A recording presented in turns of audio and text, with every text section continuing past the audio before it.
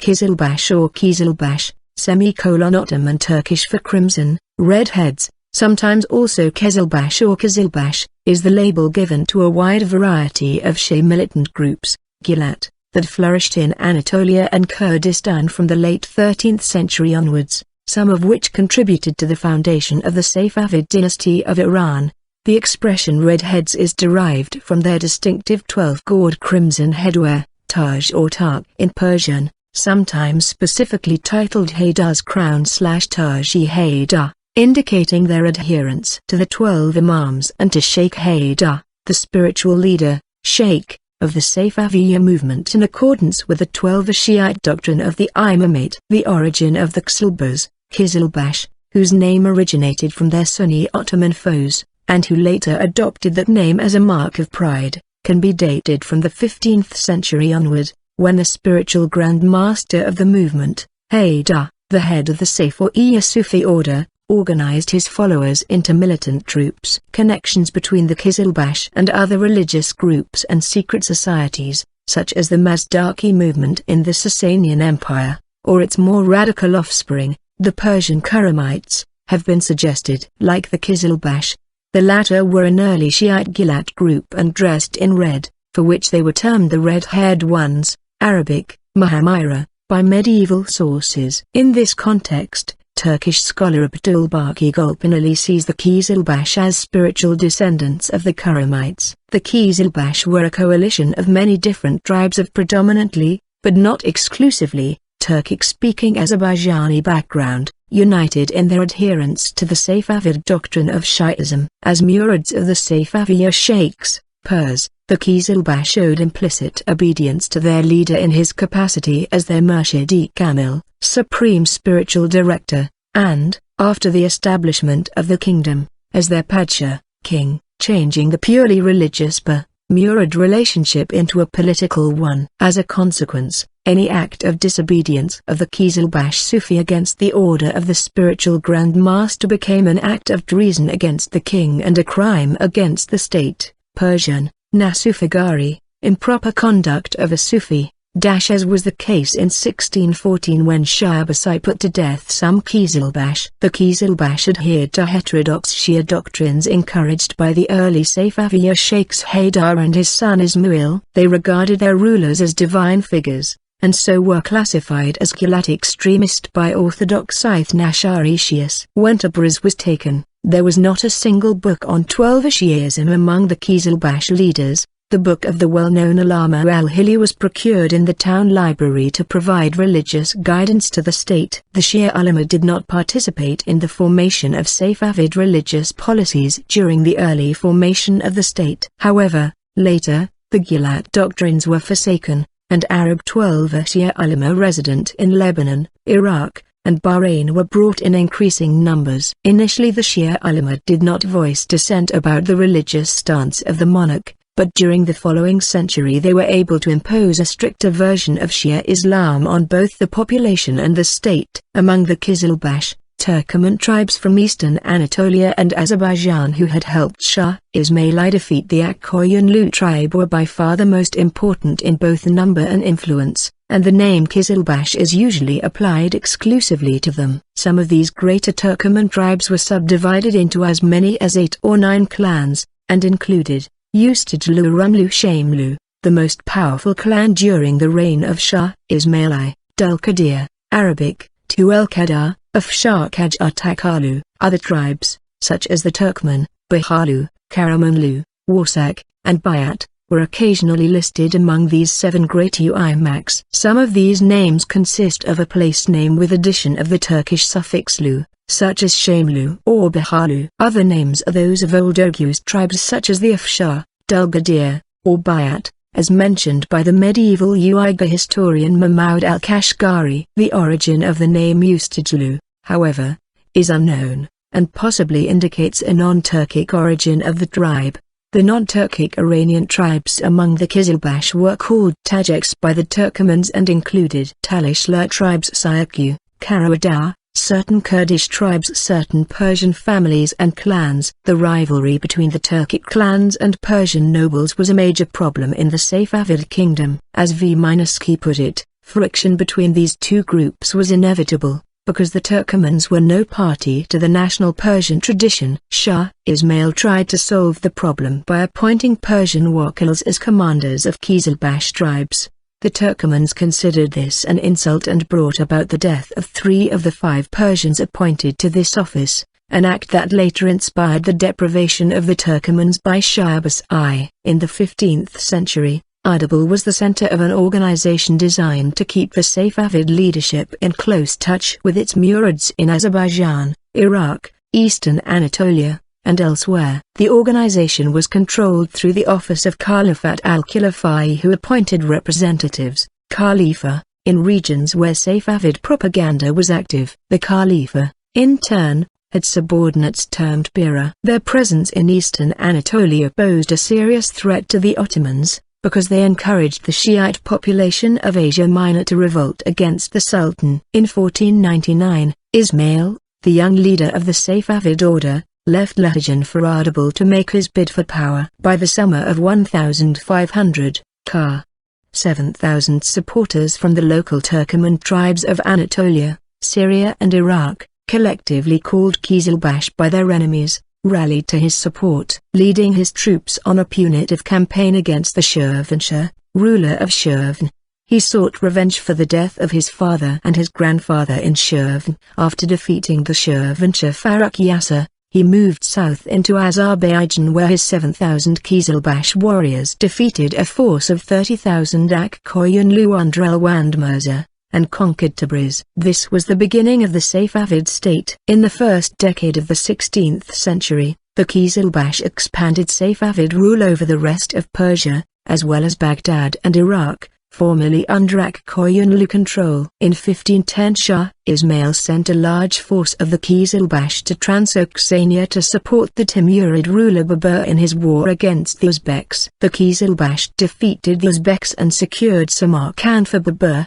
Battle of Marf. However, in 1512, an entire Qizilbash army was annihilated by the Uzbeks after Turkoman Qizilbash had mutinied against their Persian wakil and commander, Aminam. Battle of Gaztuan. This defeat put an end to Safavid expansion and influence in Transoxania and left the northeastern frontiers of the kingdom vulnerable to nomad invasions. The Battle of Childiran. Main article, Battle of Childiran. Meanwhile, the Safavid dawah propaganda continued in Ottoman areas, with great success. Even more alarming for the Ottomans was the successful conversion of Turkoman tribes in eastern Anatolia and Iraq, and the recruitment of these well-experienced and feared fighters into the growing Safavid army. In order to stop the Safavid propaganda, Sultan Bayezid II deported large numbers of the Shiite population of Asia Minor to Mora. However, in 1507, Shah Ismail and the Qizilbash overran large areas of Kurdistan,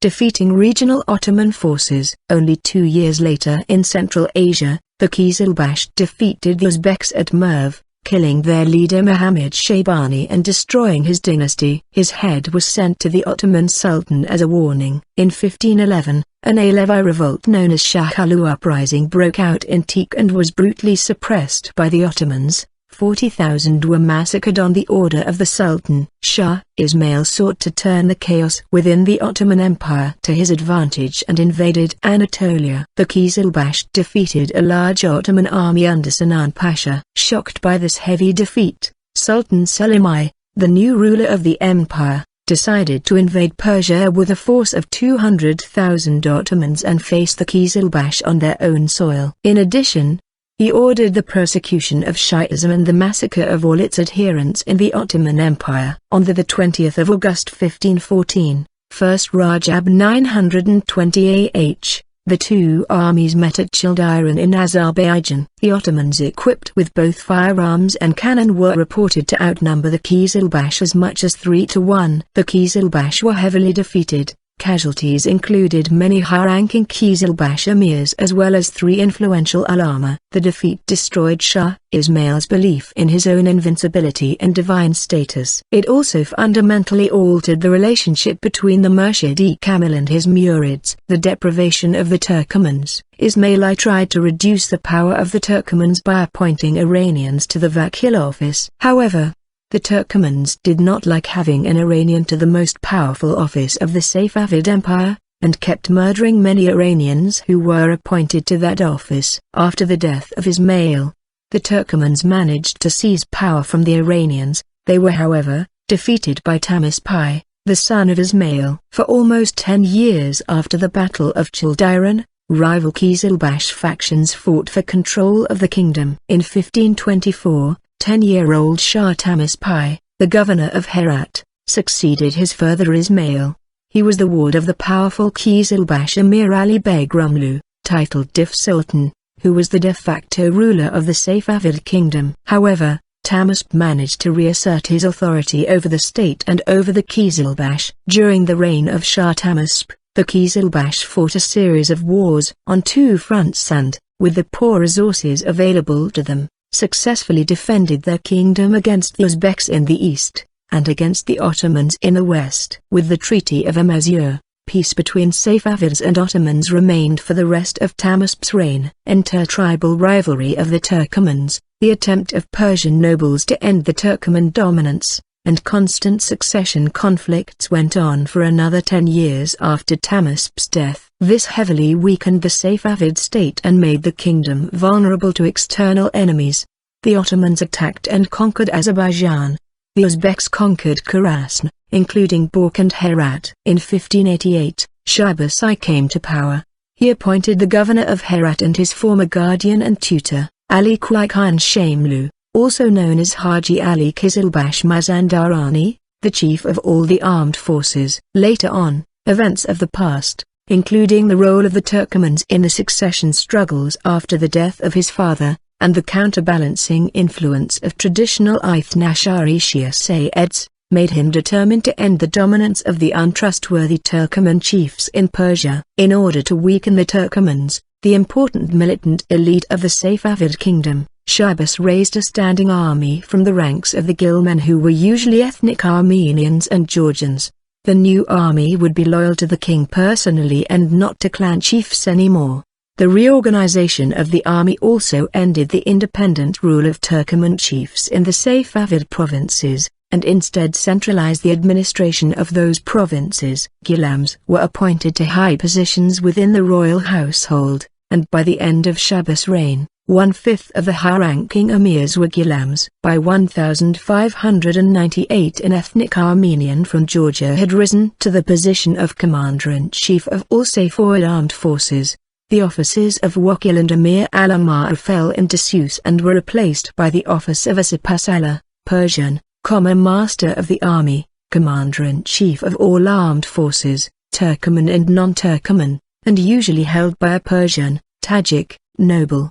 The Turkoman Kizilbash remained an important part of the Safavid executive apparatus.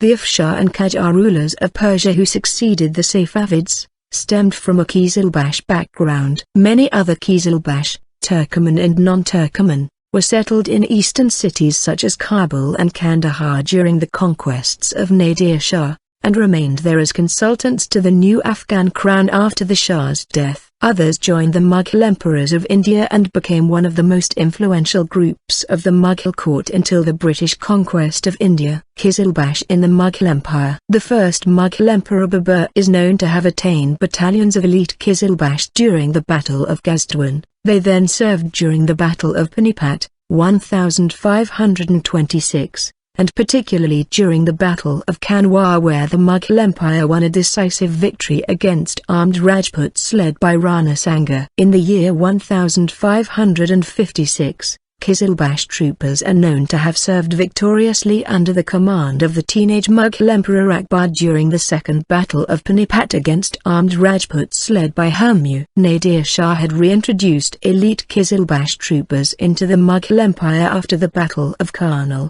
These Qizilbash consisted of Georgian servicemen, who were provided asylum by the Nawab of Awadh, Safdarjung. These Qizilbash also served during the Battle of Burdwan under the command of Alivadi Khan. Later onwards Ahmad Shah Durrani also sought the assistance of the Qizilbash during the Third Battle of Panipat against the Maratha Confederacy. Once again those Qizilbash were conscripted by the Mughal Grand Vizier, Shi'i in service of the Mughal Emperor Shah Alam II. Qizilbash in Afghanistan live in urban areas, such as Kabul, Herat or Mazar-e Sharif, as well as in certain villages in Hazarajat. They are descendants of the troops left behind by Nadir Shah during his Indian campaign in 1738. Afghanistan's Qizilbash held important posts in government offices in the past, and today engage in trade or are craftsmen. Since the creation of Afghanistan, they constitute an important and politically influential element of society. Estimates of their population vary from 60,000 to 200,000. They are Persian-speaking Shiite Muslims and are usually linked to the Farsawans and Tajiks of the country. Sir Mountstuart Elphinstone described the Qizilbash of Kabul in the beginning of the 19th century as a colony of Turks,